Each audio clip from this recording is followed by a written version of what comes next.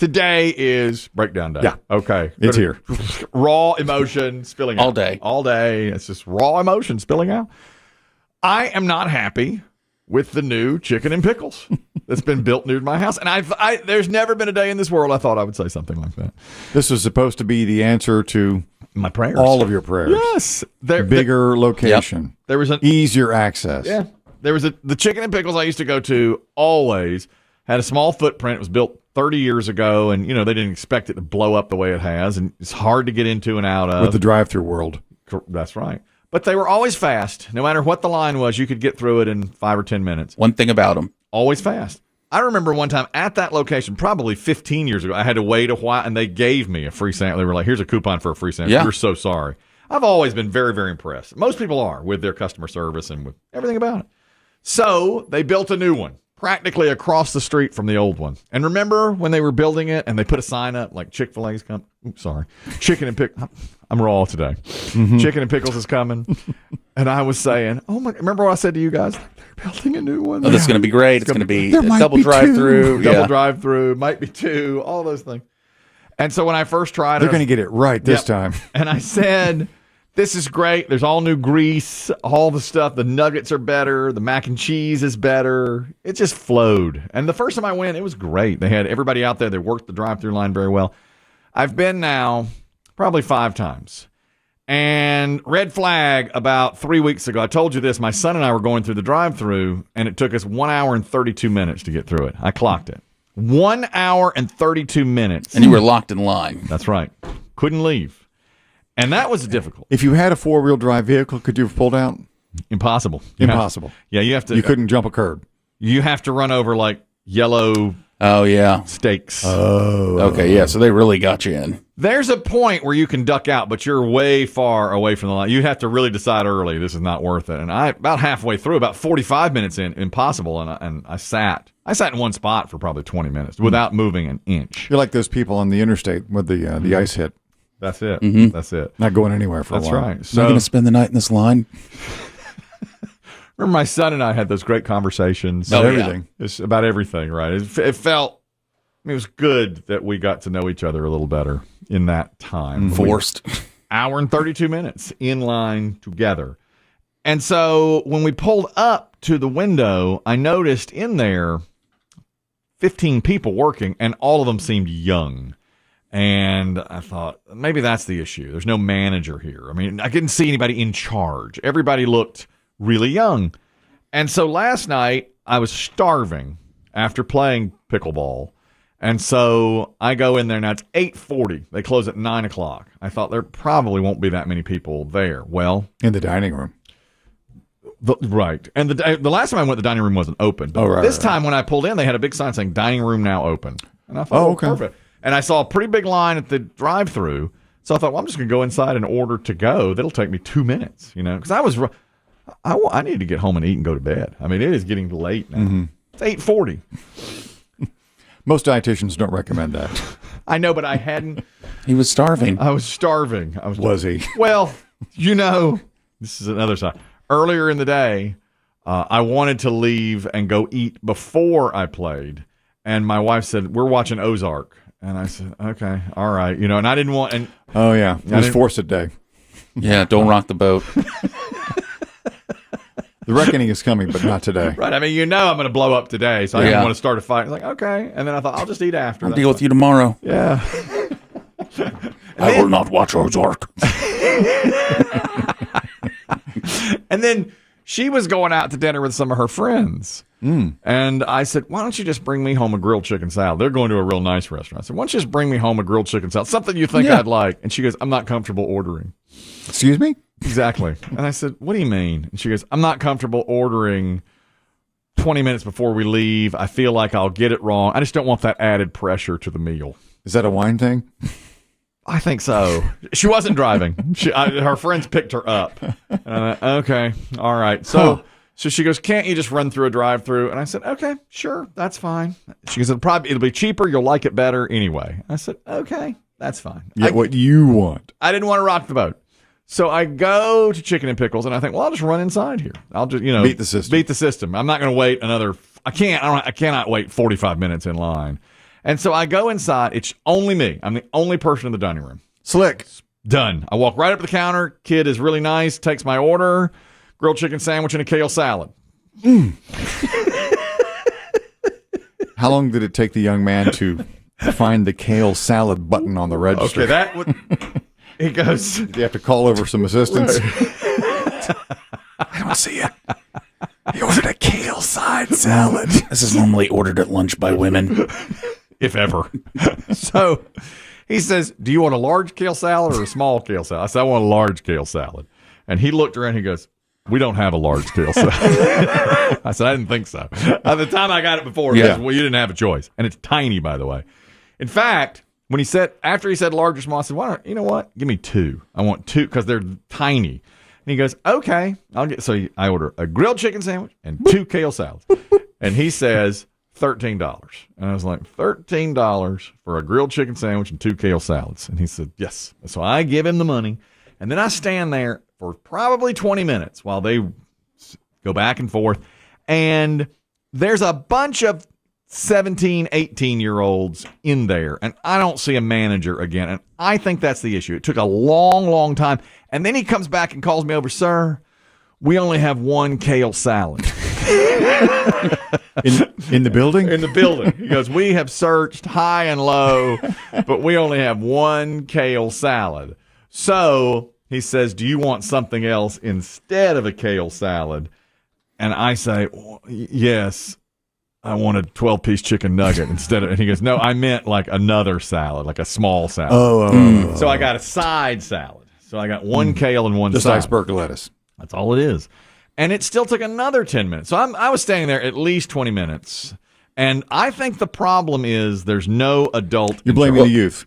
Well, I feel like there's a manager there, but they're not up front where they should be at that time. When I worked in high school at the barbecue restaurant, Henry James Barbecue, our manager was 40 years old. We had 2 managers, day and night, and they were in their 40s. And one of them quit, and they promoted my friend Ricky to manager, and he was 20, and he had been our friend, our peer. I was 16, 15. And so when Ricky became manager, we just thought it was a free-for-all. We didn't do anything like we were supposed to. And we were playing and throwing stuff and all, and people complained. You didn't respect him as a manager. We did not. And it took him 3 months before they came back and said, we're going to have to demote you back to assistant. Back on the line. Back on the line, and he went right back. And it was unfortunate because he did a good job. He tried, but we didn't show him any respect because we were teens. And I think that's what's happening there. They've got a young manager or a manager's not there, and it's not the same. I was going to say it's probably a young manager on a night, especially on a night shift. That's what I was thinking. You know, the general manager, the person in charge, probably isn't there at 8:40 at night. What I was thinking. But there has to be someone. Oh, there's somebody there in charge, but they're probably thinking, I did this. They're doing the bank deposit. Yeah, they're working. They're back there going, okay, let's start shutting all this down so we can leave. At that point, if you're closing at 9 and it's 8:40, you're going, how can I be out of here by 9:30? Right. What do I need to do? Okay, I'm going to start counting the money. I'm going to start shutting this down. I know the mentality, but I saw a lot of kids and a lot of them doing nothing and a lot of talk about music and TikTok and a lot of them on phones. And I thought, this is not the Chicken and Pickles I know. Plus, our county still has a mask mandate, and at least half of them weren't wearing a mask. Karen. Wow. Oh, we got a Karen here for the kale salad. God. I bet your face is on 1,000 TikToks right now. Less than 12 hours old. I know. I'm breaking down. I'm breaking down here. But they weren't wearing their darn mask. And I mean, I'm not one to really complain, and I don't care if somebody walks in and they're not wearing a mask. I don't expect them to police that, but they're the employees. So you would think they would be wearing the mask. It is still a rule for now, you know? Mm-hmm. So I was like, excuse me. You guys need to pull your masks up. And, they made fun of me. A salad. That's right. And they made fun of me. And then I left and ate my kale salad in the car. I know. It was rough. But I think they've gone downhill since this new location is open. I think there's something important in this story. Mm-hmm. And I think it's that we've pinpointed when your mood started to change. And that was when your wife couldn't bring you a salad. Because I could see that. You can't bring me a salad. Just all you have to do is say a salad of grilled chicken. Mm-hmm. That's too much. She was not. I think we know where the mood changed. Yeah, and as I was standing there wasting 35 minutes of the drive to the order, the 20-minute wait, then the drive home, I thought she could have brought me that salad. Yeah, you could be at home eating the salad. That's couples, That's 20 years of marriage. It's give and take. That's give and take. That's 20 years of marriage. I love her like a shark loves blood. You know that. I've told you that 100 times. It's true. But I wish she had just, as I was standing there, I was like, I wish she had just brought me this salad. It would have been so much easier for me. The story about Simon Cowell is, he broke his back a year ago or a year and a half ago when he fell off that e-bike. And now he has broken his arm in another e-bike crash in London on Thursday. He was going 20 miles an hour on a wet road. He slipped, flew over the handlebars, broke his arm.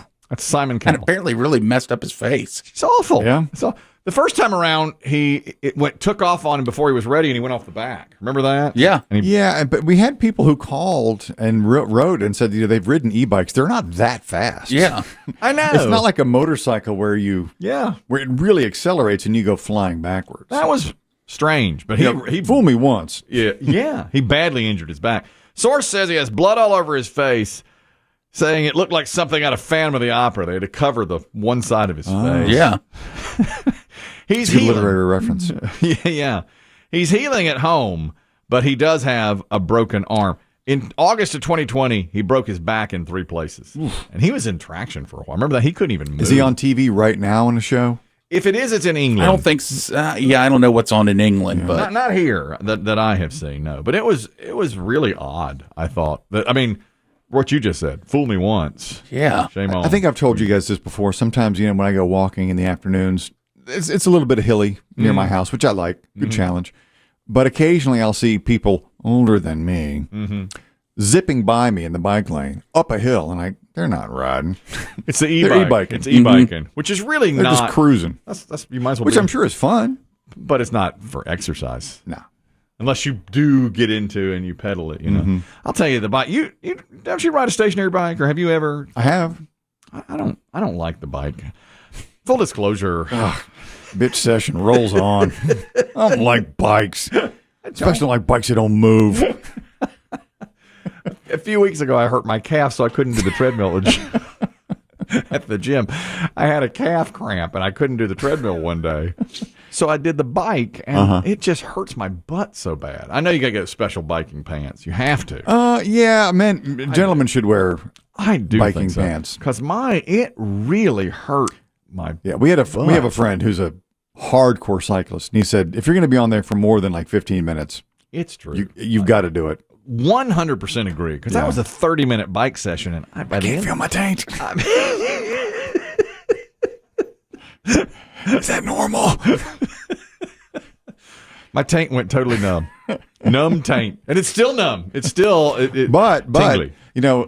you if you were to wear those shorts to the gym, I think you would find them difficult to run in or do anything else. I think you're probably right. Which blows my mind that people do triathlons. Yeah, because it's all one garment. They don't change. They swim in one, and they get right on the bike, and then they run. Let's go to Dr. D, who's talking about e-bikes. Dr. D, go ahead. Hey, so I mountain bike a lot. I have road bikes, and I've ridden e-bikes a couple times, and they are very powerful. Yeah.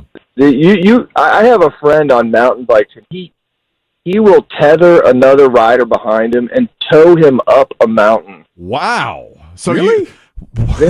They are very powerful, and if you're not ready for it, you can easily get into too much speed, and it's sort of the conditions are wet. It's a setup for getting hurt. Well, have you had any close calls? No, but the first time I rode an e-bike, I was very surprised with the power it had, and I don't want to buy one because I think I'd get hurt on it. Really? Gotcha. Well, exactly. You're describing what's happened to Simon Cowell twice, and the conditions were wet this time. Thanks, Dr. D. Always good to hear from you. We appreciate it. Buddy, you have an e-bike. Do you echo what Dr. D was saying? Yeah, good morning, all. They do have a little bit of power, and what I tell everyone that gets on ours for the first time, if you're like at the end of a court and you go around that curve and come back the other way, on a regular bike, you can pedal and do that. If you hit the pedal and that assist kicks in, it will get out from you very easily. So they are, we love it, and it gets us on the bike, that much more than a standard bike.